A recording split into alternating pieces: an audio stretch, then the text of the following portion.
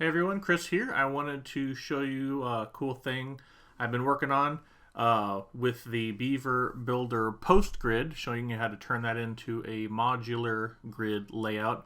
Modular grid is where you've got these normal post thumbnails, but then you've also got thumbnails that span 2 across and 2 down, and then big ones. What you're looking at right here is just a post grid with featured images. Each of these link to I just have some demo content. Each of these are an actual post in the post grid, so I want to show you how to do that with using CSS. So what we are going to do, I've got a blank template here. I'm going to drag the post grid onto the page, and this is how it's going to start out. You're probably very familiar with this. This is just all my posts that I have on this page. I want to get rid of the pagination, so we can load all the posts. And then you got to do a little bit of configuring. What we're going to do for now is just show the featured images. I'm not going to pay attention to any of the width or the padding or spacing. So we're going to get rid of all that. Instead of a masonry layout, switch it to a column layout, and then instead of 3 columns, I'm just going to make it 1 column, and do the same thing for responsive and mobile. So right now we've got just 1 column, all the featured images of all my posts. So that's kind of how you got to configure the post grid module. And then for the post layout, instead of default, we're going to go to custom and then edit the custom post layout. And I'm not going to have the post name or any of the meta content. So the only thing I'm interested in keeping for now is just the featured image. So I'm going to get rid of all this, even the divs. I'm just going to have the featured image for each post is going to display. So let me hit save. And after that, what we're going to do is I'm going to go into the column settings that this one module is in, and I'm going to activate the CSS Grid Plugin, put it on advanced, and this will let us add CSS to the grid. I don't need the outline on here because we're just going to be concentrating on one module, not multiple modules.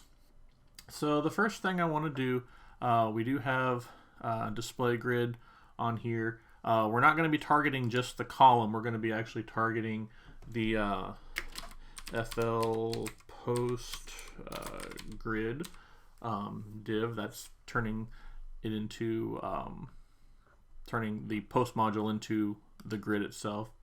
And then so we've got display grid, but we need to establish the grid template columns.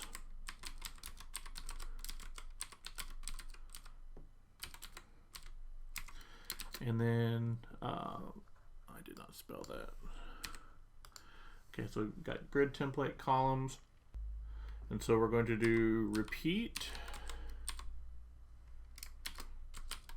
autofill, and then comma min max 300 pixels for the minimum, and we'll do one fraction unit for the maximum. There we go. So now we've got the grid starting to take place. We've got all these standard sizes for the each post we have. Now one thing you'll notice, why is there an empty gap here at the very beginning? Well, one thing that you'll learn when you're dealing with CSS Grid, if you've got the before pseudo class listed, CSS Grid teaches the before as a grid item. So whenever there's a before, because Beaver Builder automatically puts this on with the post grid module, you want to not have this be displayed when you're dealing with CSS Grid. So what you can do is let's just grab this, and then we'll do before, and then I'm going to do an after as well because there's going to be one there too. And we'll just do display none, and that will make that hide. That will hide that first one. There we go. So it fills in that gap that you don't have that gap anymore. So now that we've got, and the only reason it's showing a gap here is because this is the very last post that I have. If I had another post, it would fill in right there. So the next thing I'm going to do is establish a grid gap, so we can give some spacing to everything. And we'll do a gap of 10 pixels. There we go. And one thing I want to do, each of these individual featured images has a border around it. I'm going to get rid of that border. So I'm going to target the actual FL post grid post.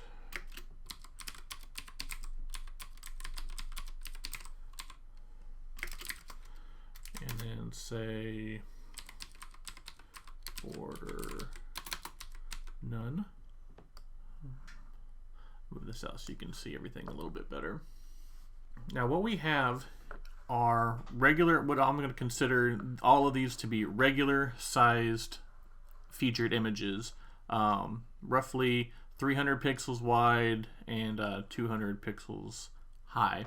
So what we need to do is we need to establish that as a base, and I'm going to be creating some CSS variables, and you'll learn in a little bit why I'm going to be doing it this way. So to create a CSS variable, you just target root, and then I'm going to name my first variable normal width, and then we'll give that a value of 300 pixels. And then I'm going to name another variable normal height, and we'll give that a value of 200 pixels. I'm also going to establish a variable for the grid gap, and I'll show you why in a little bit. So I'm going to do gap size 10 pixels. Okay, so now I want to plug these variables into the code that I've already written. So instead of putting the grid gap here, I'm going to say this is going to be a variable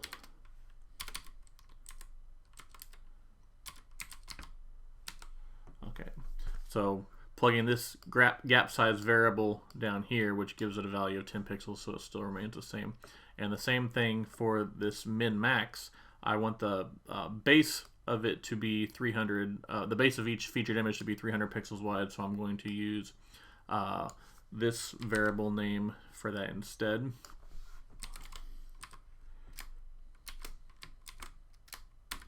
To plug that in right there, and so that should still remain the same. So the next thing I'm going to do, let me show you on my finished example. You can see how this very first image is spanning 2 rows as far as it's 2 rows tall. So I'm going to make this, we're going to call this our my tall image. And the way I'm going to do that to get this to span to the next row as well, we're going to target the post grid. Let me copy this. And this is actually the FL post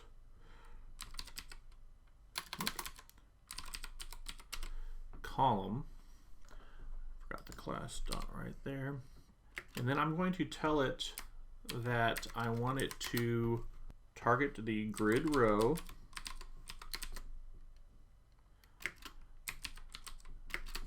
and we're going to span it 2 places.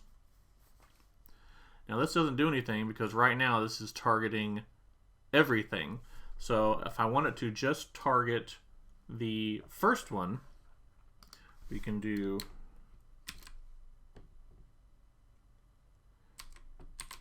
inth child 1. There we go. Now you may be asking, okay, so we see there's this gap here. Technically, this grid is spanning 2 different places, or 2 different rows, but the image is not expanding because the image itself has to be altered as well to give it double height. So before we dive into that, one thing I forgot to mention is that we want to finish establishing the base size for these pictures of 300 pixels wide and 200 pixels high. So I'm going to copy this, and we're going to target the actual image itself. So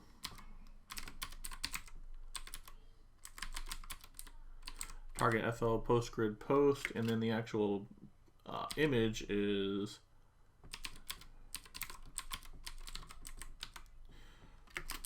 so we're targeting the WordPress post image, which is the actual image, and I'm going to give it a width of 300 pixels. And since I established my variable, we're going to use the normal width variable.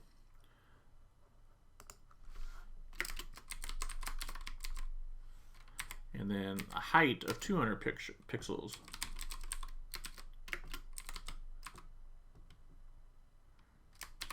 And then I'm going to use my normal height variable right there.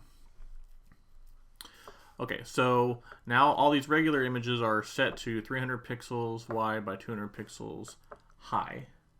While I'm at it, I'm going to go ahead and add a border radius.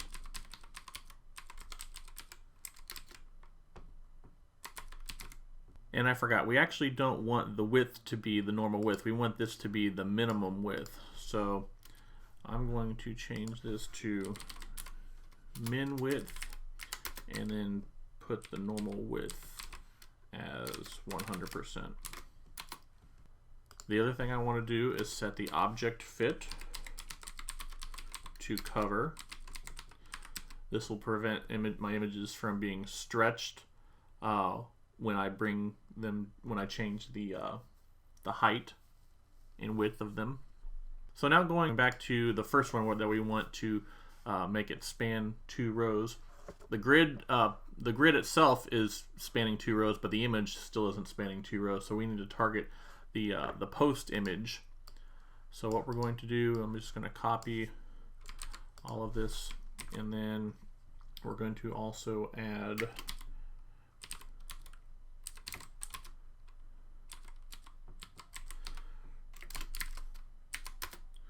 and then we're going to set it min width,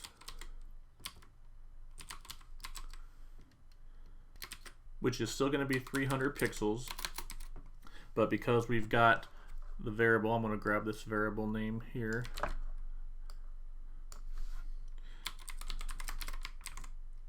So that's going to be set to 300 pixels.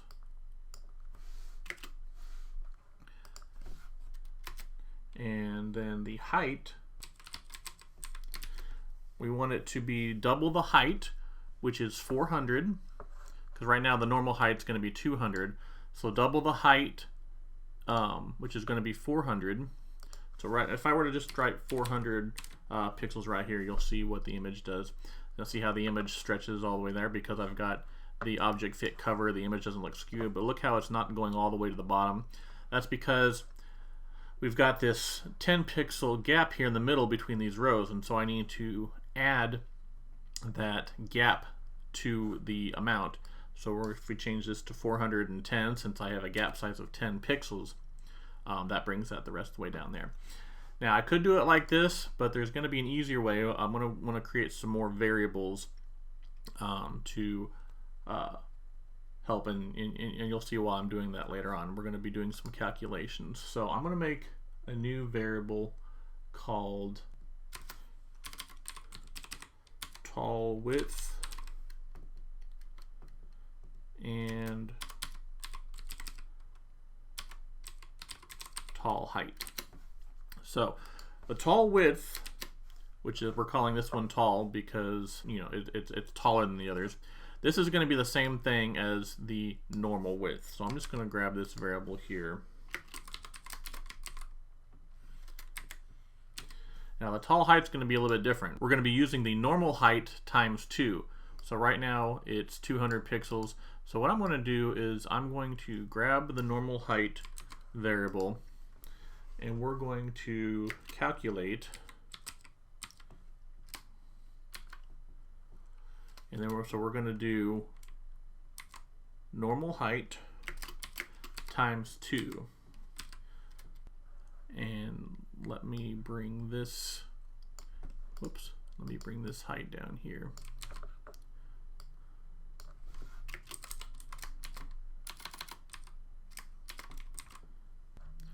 I forgot to specify that this is a variable.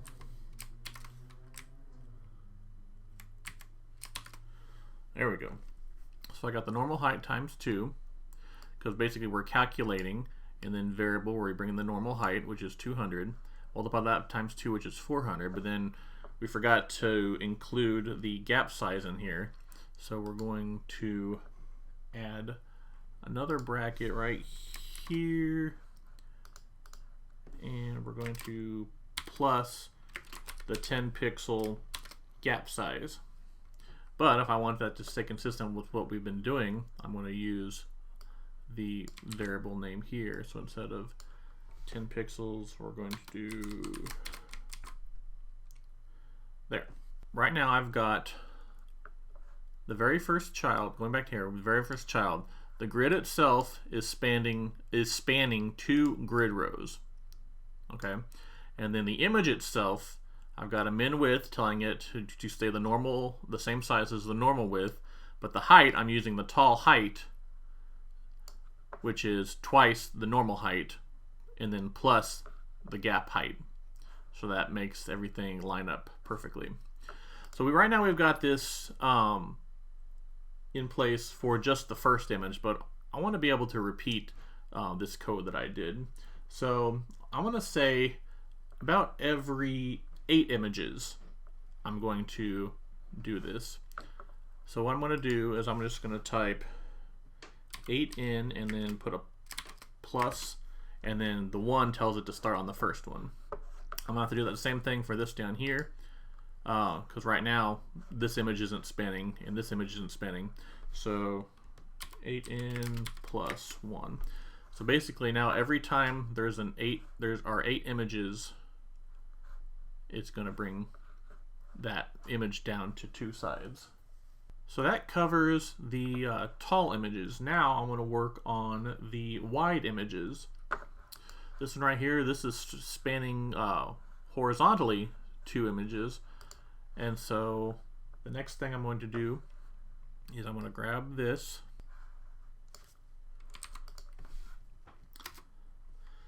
I'm going to have this start on the second image.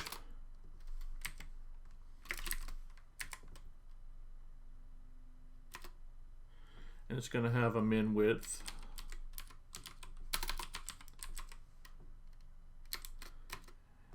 and a min height.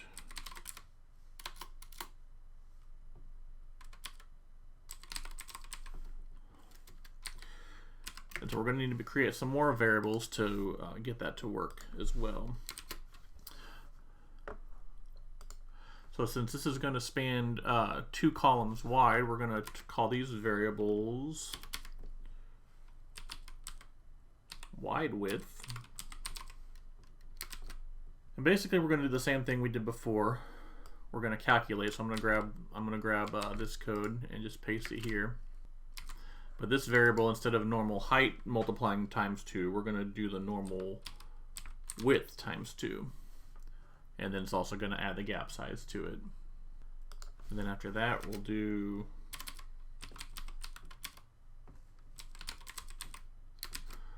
wide height, which is going to be the same thing as normal height. So let me grab that and change this to height. That way down here, I have min width, and we're going to use the variable that I've named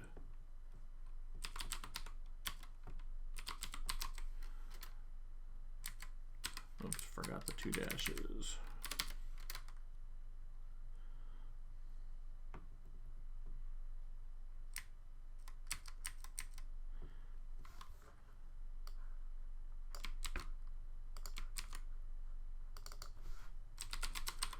wide, height.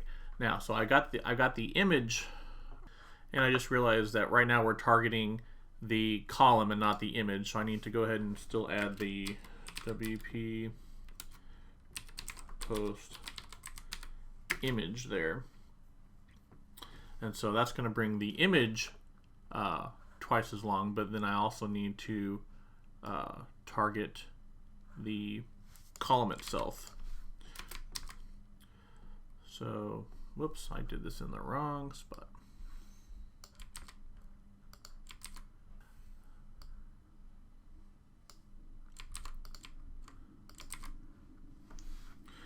Okay, so the column itself, we're going to set the grid column, and it's going to span 2.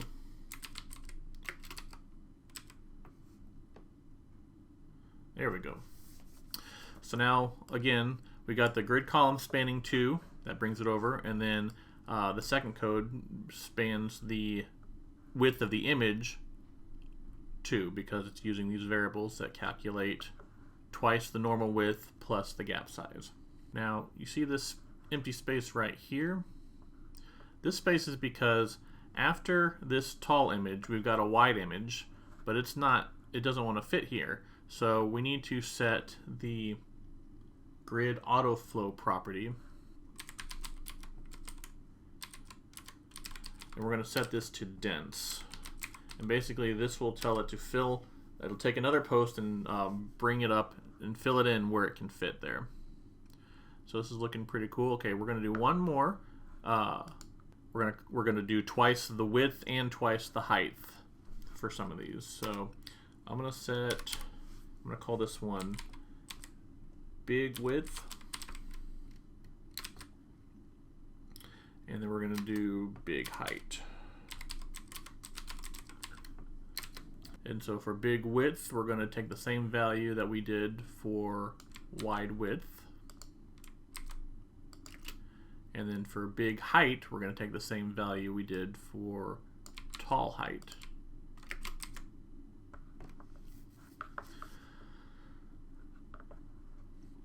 So I'm going to copy this code here, makes it easier, paste it down, and then instead of, I've got that code, and I'm going to change this to having every 6th column, every 6th one.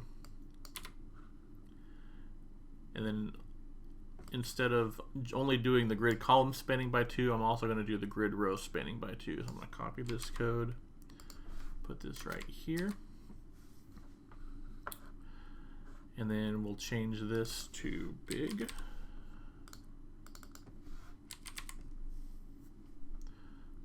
There we go.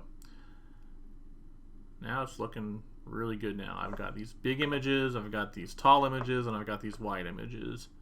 Now one of the reasons why I wanted to set up everything using these variables is because doing it this way makes it really easy to change some of the things. Let me move this gap up to right here. For example, if you wanted to change the gap size to 20 pixels, I'll add 20 there, and everything is still in line, and the gap is now 20. So I'm going to go back to 10. Now you can also change the normal image size too, and everything else will change as well. So let's say if I wanted it to be 400 wide, everything, you can see everything is wider and everything still looks aligned. If I wanted to do, like, let's say a square, more of a square look for the normal size images, I'll do 300 pixels for each. Everything is a lot more boxy, and then everything is still aligned. So it creates a really powerful tool for being able to customize this look and feel of this modular grid layout.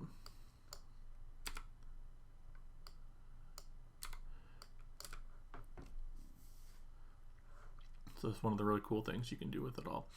Now let me show you what happens. One thing I wanted to mention, you'll notice that if you get if you go much smaller, like back to a mobile size, it'll bleed off on the side, and so you don't want to do that. So you're gonna have to change the way the grid is laid out on mobile, and this is what you can do for that.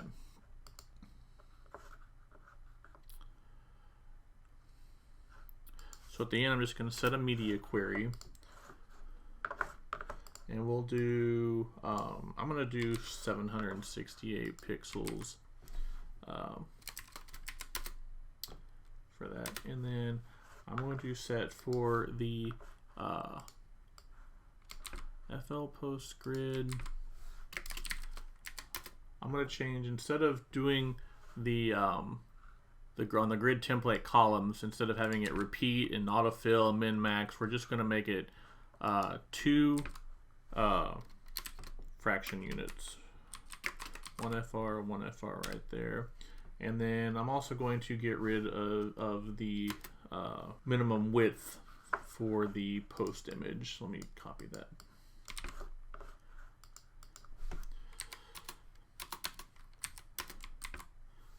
This just helps it look better. So I'm unsetting minimum width on the image itself, and that'll help things when you're dealing with responsive sizes. So now when you go down to smaller sizes, you can see that it all looks good on mobile as well. You can have 2 columns. You can change it to 1 column, but I think 2 columns looks better on mobile. One more thing I wanted to show you kind of as a bonus to this, even though this grid looks super cool, you can click on any picture. Some people may want to see what the title is when they hover over. So one thing I did for this grid, which kind of gives it a cool effect, is let's just see what happens. Let's play around with this and see what happens when you add a title. So I'm going to go back to the layout, edit post layout. And I'm going to add, just underneath it, H2, and then we'll use a short code. Let's see, WordPress Beaver Builder post, and we want it to link to the post itself, and then we'll give it text equals title. There we go. So now we got the title of each grid underneath. I'm going to add a class to the H2 tag.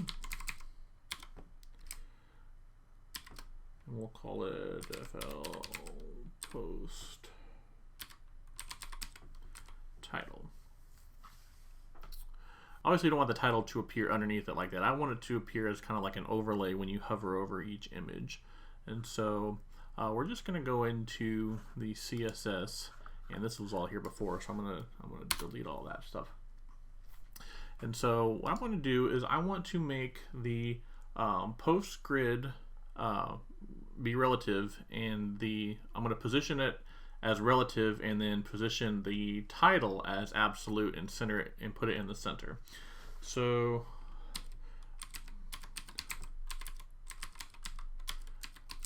here's the container, and then I'll just give it a position.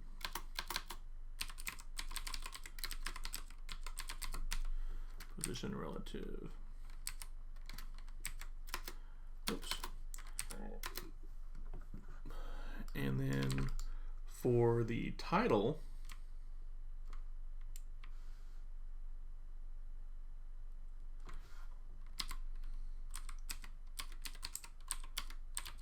I gave the H2 a class of FL Post Title, we'll give it a position of absolute, which will bring the title inside. Now right now we can't see it because we need to establish a few other things. So I'm going to give it a top of 50%, left 50%,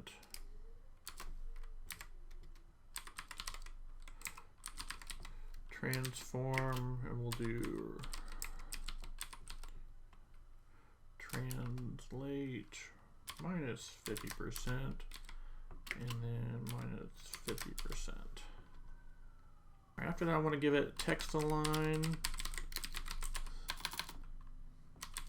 center, and that font's a little big for being inside here, so I'll give it font size of 1.3 EM. That may change for you depending on the font size set in your theme. And then I'm gonna color it white. And we're going to target the A tag on here.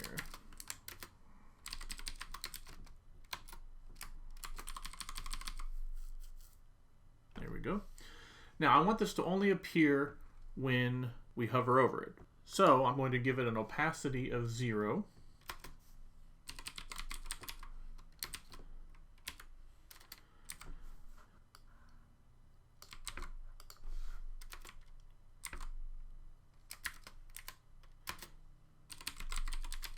The opacity is going to be 1 when we hover over the FL post grid post.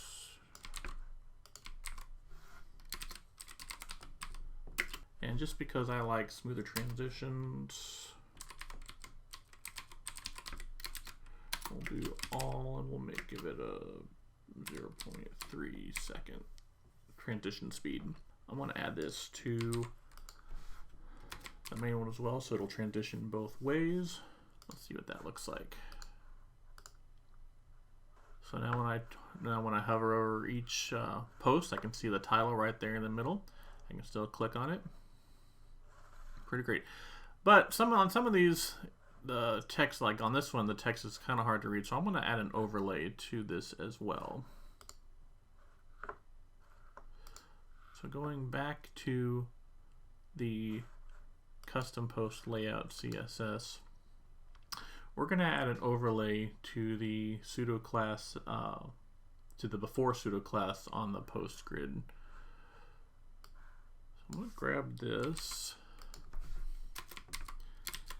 Oops.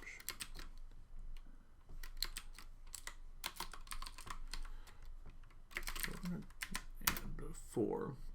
And then I'm going to give it some content, so it'll actually put something there. And just a couple of empty quotation marks. And then same as before, I'm going to do position, absolute, top 0, left 0, width 100%. Height 100%, and then background, we'll give it a black color. And then background size, 100%, and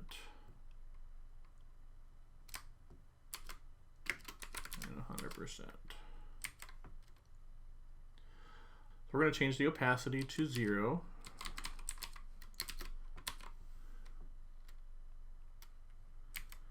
And I'm going to add the same transition effect as before. And now we're going to tell it to bring the opacity back when I hover over everything. So post grid, post hover before opacity, and I'll bring it like a 0.7 on the opacity. I'm going to do the same transition.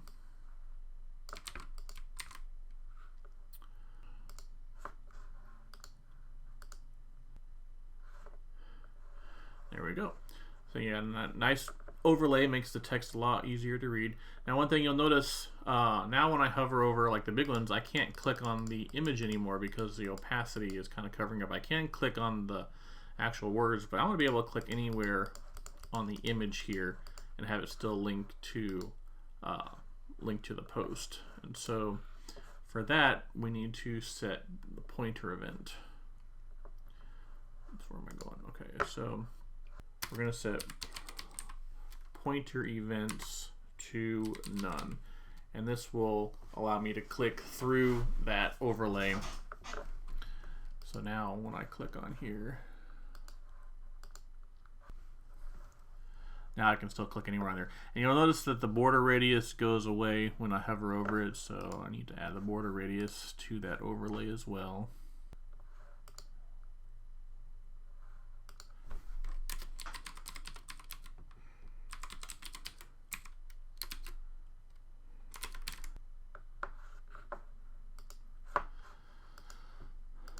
All right, I think that's the last bit of code that I need, and right now you can see everything is looking pretty good. So if you like this display, and this is very versatile, again, you can change the size. If you do decide to change the size of the normal pictures, like let's say you want something really big, let's say instead of 300 by 200 you wanted to do 600, that looks pretty cool. If you go much wider than what it was before, you're going to want to change the media query to like 1300 pixels so that way when you get smaller it won't bleed over the edge. So you're just going to have to play around with what you want to do for that. So I'm going to go back down to 300 and 200. So I hope you enjoyed this video. If you did enjoy it and you want to show your appreciation, head over to my website and check out my Beaver Builder CSS Grid plugin. That's what I'm using to add some of these cool effects. You can do all this stuff without the plugin, but the plugin just makes it a lot easier to do a lot of things. And I would encourage you to look through some of my other videos to see what all this plugin can do. I hope you guys have a great day, and I will see you next time.